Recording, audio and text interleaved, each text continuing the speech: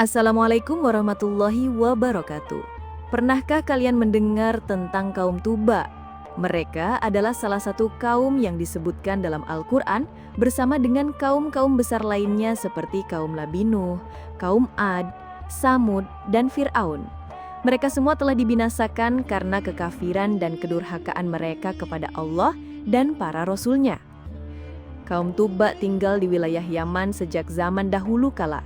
Mereka adalah bangsa Arab dari suku besar yang bernama Kahtan dan memiliki kerajaan yang sangat kuat dan luas.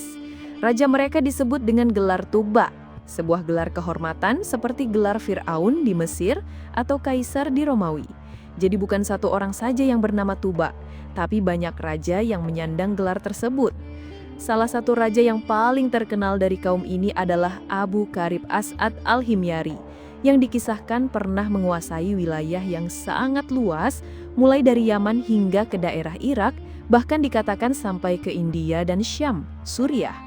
Dalam sejarah disebutkan bahwa beliau adalah seorang raja yang beriman, bahkan mungkin seorang nabi, menurut sebagian ulama. Di antaranya, Ibnu Abbas mengatakan bahwa Tuba adalah nabi. Sedangkan Aisyah radhiyallahu anha berkata, "Janganlah kalian mencela Tuba, karena dia adalah orang yang salih." Disebutkan pula bahwa Raja Tuba pernah berniat merusak Ka'bah, namun tiba-tiba terkena penyakit yang berat. Salah satu penasihatnya menyarankan agar membatalkan niat itu. Setelah beliau berubah niat, penyakitnya pun sembuh. Sebagai bentuk taubat dan rasa hormat, beliau bahkan menghiasi Ka'bah dengan kain Yaman dan dikatakan sebagai orang pertama yang melakukan hal itu. Namun sayangnya, setelah kematian sang raja, kaumnya kembali kafir. Mereka menolak ajaran tauhid, menolak risalah Allah, dan mengikuti hawa nafsu serta penyembahan berhala. Akibatnya, datanglah azab Allah yang sangat dahsyat. Dalam Al-Quran Surat Ad-Dukhan ayat 37, Allah berfirman, "Apakah mereka lebih baik, ataukah kaum Tuba dan orang-orang yang sebelum mereka? Kami telah membinasakan mereka. Sesungguhnya mereka adalah orang-orang yang berdosa." Lalu, bagaimana mereka dibinasakan? Al-Quran tidak menjelaskan secara langsung bagaimana kehancuran kaum Tuba. Namun, para ulama menafsirkannya sebagai bagian dari kisah kehancuran kaum Saba, yang juga tinggal di wilayah Yaman. Disebutkan dalam surat Saba bahwa Allah mengirimkan Sa'il al-Arim atau banjir besar yang menghancurkan segalanya. Hal ini terjadi karena mereka menyia-nyiakan nikmat Allah, berbuat kerusakan dan tidak bersyukur.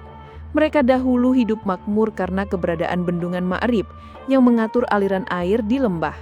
Tapi karena kesombongan mereka, Allah menghancurkan bendungan tersebut, air meluap menjadi banjir besar yang menghancurkan rumah-rumah, kebun-kebun dan semua hasil pertanian.